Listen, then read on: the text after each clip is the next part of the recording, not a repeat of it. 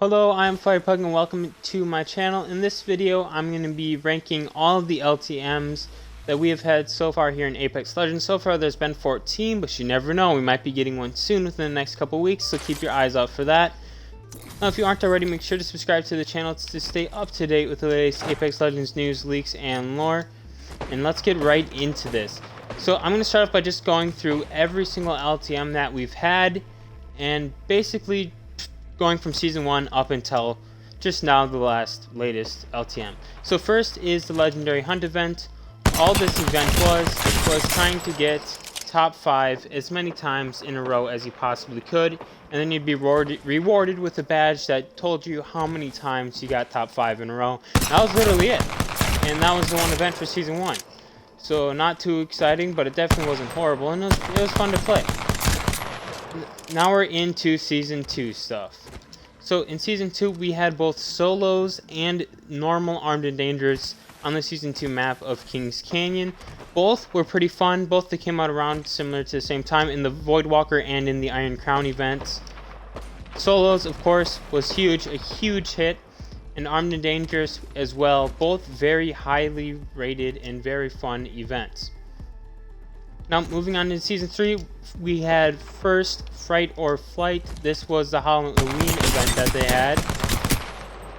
In this event, you would all start off as Legends. You would drop in solo, and then you would then go forth fighting like you normally would. It'd be on Kings Canyon after dark. And once you died, you became basically a Revenant form. So like when you pop a Revenant ult, that's what you turn into, except you have very low health. But other than that, everything is the same from the Revenant ult.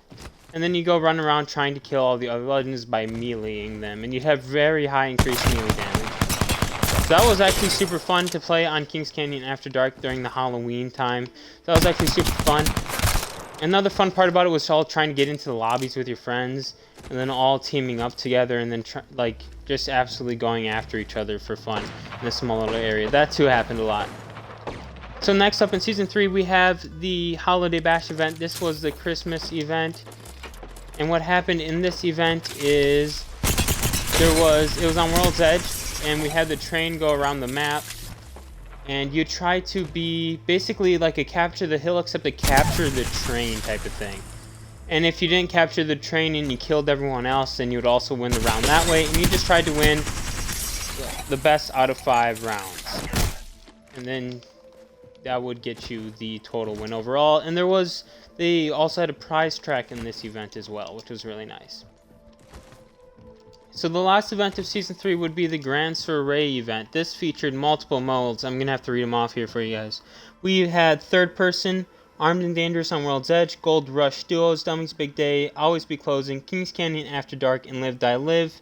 Most of these you can understand, but in case you didn't, Gold Rush Duos would be only golden and legendary weapons, and you'd play duos, of course. Dummies Big Day is when you drop in as looking like one of these things. You could pick your color though, which is pretty sweet, and you'd have to pick up all your loot that way. And you'd have a tactical ability that would drop you a random item, an ultimate ability that would do something totally random. You'd never know what your ultimate would do. And Always Be Closing would be the ring would constantly be closing to a very, very small final ring. And then Live Die Live would be if you died during a fight, you got thirsted. Once the ring closing finished, once the round was complete and the ring was closed, you would be respawned from the sky automatically. So that was also a pretty cool feature they added for that LTM. Now that is all of Season 3, a lot of big events, and that is because Season 3 was a bigger season. Now into Season 4, not gonna lie, wasn't too exciting. They had one event, and that was with the collection event at the very beginning of the season. It was Deja Loot, and this is where we saw the Octane Heirloom, as long as a nice little prize track. This would be that all the rings, or like the circle closing patterns, would all be the same for the day, and all the same loot could be found in the same area throughout the entirety of the day. So definitely something interesting that they tried out. Probably the first time a battle royale ever did something like that, and it wasn't that bad.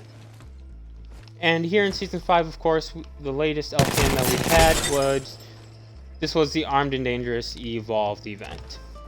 So now to quickly rank these, I'm just going to go with my list from 1st to 14th. I'm going to have to give it, the first goes to Fright or Fright from the Halloween event, and then Holiday Bash, the Christmas event, and then to Solos from Season 2. Those are my top 3. And then on from there, Gold Rush Duels of the Grand Soiree comes in number 4. Number 5 was this latest Season 5 event, Armed and Dangerous Evolved. Had a super fun time in that. And then Kings Canyon After Dark in Season 3. And that is just because it was the first time we were able to play on Kings Canyon other than the Shadowfall event since we got World's Edge. So that was a huge hit just because of that. And then Dummy's Big Day comes in number 7. Third Person comes in number 8. Number 9 goes to Always Be Closing. Number 10 goes to Armed and Dangerous. Number 11 goes to Live, Die, Live. And I put that one so far down on the list is because it barely worked. And normally your squad would just completely die before the ring finished closing anyways. And then number 12 goes to the Season 4 event of Deja Loot. Pretty dry season. However, I'm glad that they added Kings Canyon back into the rotation in Season 4. And then in number 13 is the one event in Season 1, the Legendary Hunt event. Not too exciting, just trying to get top 5 a bunch in a row.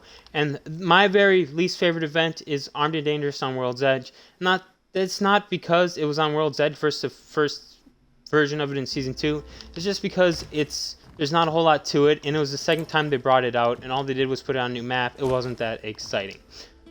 So those are my ranking for all of the LTMs, and that's a quick description of all of them as well. This is all I have for you guys in this video. I normally try to keep these videos under 5 minutes. However, of course, this video has to be a little bit longer. However, I hope you enjoyed it. Let me know what you guys think in the comments, and I will see you in the next one.